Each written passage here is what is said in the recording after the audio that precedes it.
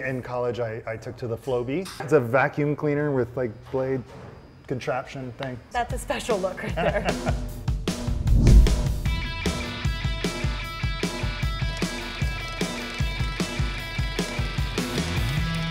It seems like you've added something new to the mix. Yeah, Taryn here is about to give me a hot lather neck shave, which is, for any dude, is a really nice finish to the haircut. So yeah, it sounds pretty fancy. Yeah, it's pretty fancy. We're finishing off every haircut with a hot lather neck shave, which kind of gives that relaxing feeling. And then Ramsey's doing me a little updo over here. You guys treat everybody right at Birds Barbershop.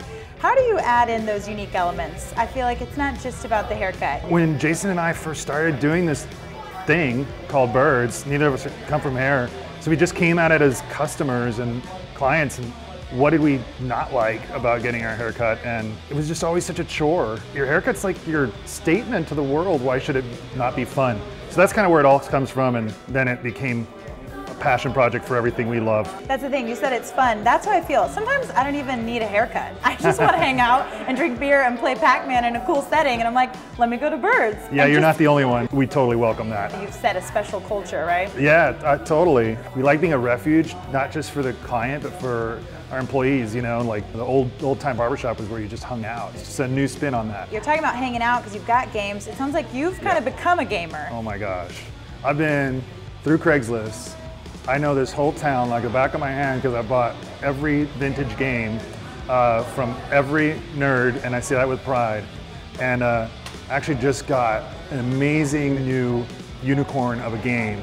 It's 1980 Tempest, which is a vector game for all you nerds out there. And it's a cocktail style, so sit down, which is very, very rare. And is it in this store? It is in this store. So, because I work out of this store, I want to be able to have access to it at all times. So, can we check it out? Absolutely. So this is sweet. Absolutely. Cheers. Thank you. Funny story about this, the guy who sold it to us has the #2 high score of all time. Are you serious? Hopefully he didn't record those scores in here. Yes, he did. He came in, he delivered it, and then he got the high score. Well, yeah, thanks, so now, Jeff. Yeah, thanks, Jeff. We may never beat your score, Yeah. but we can surely try. So, Michael, you've actually never cut hair a day in your life, Right. Yet you own an incredibly successful salon company, and you just opened your 10th location in, what, 11 years? Yep. How does that work? Neither Jason nor I, my business partner, nor I know how to cut hair. In fact, people in the beginning, now they know better, used to always ask me, you know, you're the owner, you cut my hair. I said, you definitely don't want that to You're like, actually, as a matter of Right. fact, you don't want Yeah, that, but yeah. I'll send you to the person who can do it well. Right. I think the benefit of not cutting hair is that we really empower our people to tell us what's good and what works. Well, that's what's so nice about Birds. Everyone has their individual style and flair, it seems like. That's definitely it. There's definitely no uniforms here. We have this saying, we say, we're for all y'all. That goes from clients to employees. So, I love it. Yeah. So if you don't have a background in cutting hair, then where does this idea start? This was born in my business partner's apartment, and I had just gotten to town, and he was my only friend here. I asked him where to get groceries and do all the basics, and a haircut came up and there wasn't a good answer. And so you're like, let's fill the gap. Actually, I got home back in the day of answering machines, and there was a message on my tape said, that haircut thing, we should do that. And here we are. Yeah. Here we are. So this 10th location that just opened, how does that look different from store one? Every Birds looks different, but you always know it's a Birds. At least that's what we try to do. We're feeling a Stranger Things vibe in the decor of our Westlake shop. What's it like being a small business owner in Austin, Texas? First of all, being a small business owner in Austin, Texas is the raddest job ever. I definitely feel like I'm part of like a club. And you probably feel like the whole community supports you, right? Everybody loves to love local here. Oh, it's so great. I mean, Jason says all the time, in Austin, the little guy gets the shot first. You have to deliver, but at least people try to do the weird first, you know? Being a small business owner has its ups and downs and has its great stories.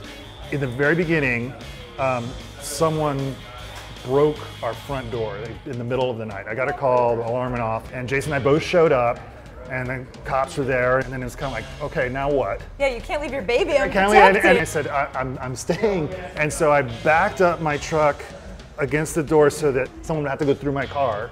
and I slept on the floor with a hammer to protect, I don't know what, So barber what were chairs you or gonna what do? else. What were you gonna do with the hammer exactly? I was gonna wield it, is what I was going to do. No plan, but you were gonna hold down the floor. which Yeah, you well, did. the door guy couldn't get there till morning, so someone had to sleep on the concrete. Yes, exactly. And fortunately for everyone else, that was you. Yeah, yeah. That's such a great story. Yeah.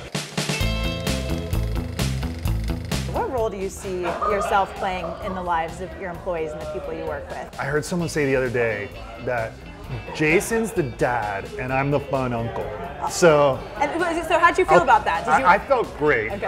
Kind of wanted to be the dad, but then again, I'm like, fun uncle's always more fun anyway. Always so, yeah. works. You guys have known each other since when? Since birth. Our parents knew each other before we knew each other. We're both from Laredo, Texas, Viva Laredo. Just have known each other forever. We went to college near each other. We went to high school together. So I think trust is a big part of business partnerships.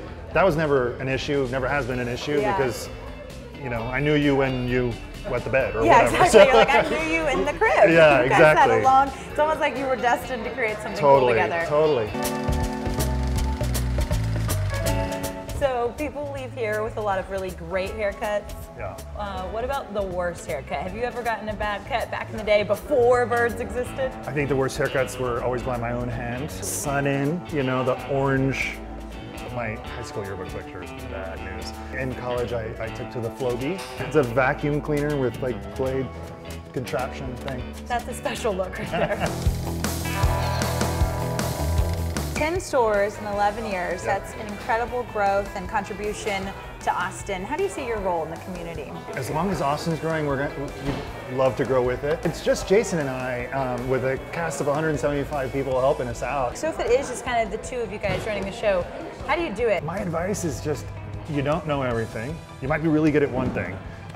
Or a couple of things, but get someone who compliments you. So in a previous life, I was a screenwriter. I know this is like a secret to many people, but plot twist. Nobody knew that little secret. Dun, dun, dun. But the problem with that was that we were both creative guys who didn't want to sell the script, and so we just keep writing and writing and writing. So I knew that my next whatever it was, I needed someone to complement what I do. Yeah. So Jason's numbers, I'm words and pictures, match made in heaven. Great pair. Yeah, it's just not worth it to go it alone. And it's more fun. Oh, it's right? way You have a more team fun. I to mean, do like, this. if you don't have someone to turn to high five, then who are you high fiving, you know? That's great advice. Yeah. Michael, cheers to you. I love it. Do you Thanks. want to play? You ready to get beat? I was about to ask you if you're ready to lose. Let's do it. Sure, let's do it. Cheers. All right.